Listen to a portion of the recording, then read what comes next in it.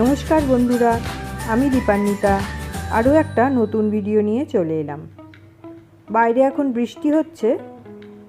আমাদের নানান রকম ভাজাভুজি খেতে ভীষণই ভালো লাগে এই সময়। তাহলে চটপট কোনো ভাজা তৈরি করে ফেলি। আজ আমি তৈরি করছি পেঁয়াজি। মুচমুচে পেঁয়াজি কী করে তৈরি করব তা আমি তোমাদের সঙ্গে আজ শেয়ার করব। এর জন্য আমি প্রথমেই নিয়ে নিয়েছি পেঁয়াজ। যে যতটা পরিমাণ পেঁয়াজি করতে চাও সেই বুঝে পেঁয়াজটা নেবে। একটা পেঁয়াজ কেটে আমি তোমাদের দেখিয়ে দিচ্ছি কেমন করে এর স্লাইসটা করতে হবে। পেঁয়াজের খোলা ছাড়িয়ে নিয়ে খুব পাতলা পাতলা করে এইভাবে কেটে নিতে হবে। কেটে এর সব পাপড়িগুলোকে ছাড়িয়ে নিতে হবে। একদম প্রত্যেকটা যেন আলাদা হয়ে যায় সেটা খেয়াল করে নিতে হবে। এবার এইটাকে আমি একটা পাত্রের মধ্যে নিয়ে নিয়েছি, দিয়ে দিয়েছি নুন। এবার ভালো করে এটাকে ঘষে ঘষে মাখিয়ে নেব। এতে পেঁয়াজ থেকে কিছুটা জল বেরিয়ে আসবে। এরপর দিয়ে দিলাম শুকনো লঙ্কার গুঁড়ো,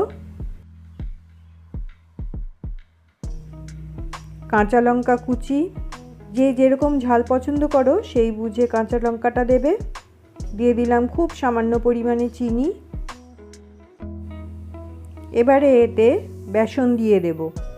প্রথমে আমি 2 টেবিল চামচ বেসন দিলাম।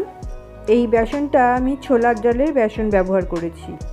আর 1/2 টেবিল চামচ চালের গুঁড়ো এতে মিশিয়ে দিয়েছি।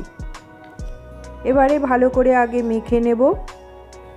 দেখে নেব যদি খুব শুকনো মনে হয় তাহলে সামান্য পরিমাণ জল এতে দেব। এই ব্যাটারটা কিন্তু খুব কিছু পাতলা হবে না। পেঁয়াজের গায়ে যাতে বেসনটা শুধু আটকে যায় সেই রকম মতন হতে হবে। এবারে সামান্য পরিমাণ হলুদ দিয়েছি আর দিয়েছি 1/4 চা চামচ বেকিং পাউডার। আবারও একবার সব ভালো করে মিশিয়ে নেব। দেখো আমার ব্যাটারটা কীরকম হয়েছে। পেঁয়াজের গায়ে শুধু জাস্ট আটকে আছে। কড়াতে আমি সর্ষের তেল নিয়ে নিলাম। সেটা ভালো করে গরম হলে অল্প অল্প পরিমাণ পেঁয়াজের ব্যাটারটা এখানে দিয়ে দিচ্ছি। এই পেঁয়াজি যদি সর্ষের তেলে ভাজা হয় খুব ভালো খেতে হয়। এই সময় উনুনের আঁচটা একেবারে লো করা আছে, না হলে খুব তাড়াতাড়ি তলা থেকে ব্রাউন হয়ে যাবে। তাই লো হিটে প্রথমে ভাজতে হবে। এবারে নিচের দিকগুলো লালচে হয়ে গেছে, এগুলো উল্টে দিচ্ছি। দুপাশ ভালো করে সোনালি হয়ে গেলে এই পেঁয়াজিগুলোকে তুলে নেব।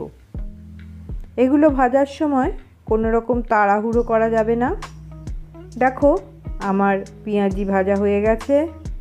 এগুলো ভাজতে খুব বেশি সময় লাগে না। লো টু মিডিয়াম হিটে পেঁয়াজিগুলোকে ভেজে নিলে বাইরে থেকে হবে ক্রিস্পি আর ভেতরে কাঁচা থাকবে না। এবারে আমি পেঁয়াজিগুলো পরিবেশন করে দেব। তার জন্য নিয়ে নিচ্ছি টমেটো সস আর গ্রিন চিলি সস। তাহলে বন্ধুরা তোমরাও বাড়িতে এইরকমভাবে পেঁয়াজি তৈরি করো আর এই বর্ষায় দারুণভাবে এনজয় করো। আশা করি তোমাদের এই ভিডিওটা বেশ ভালো লেগেছে।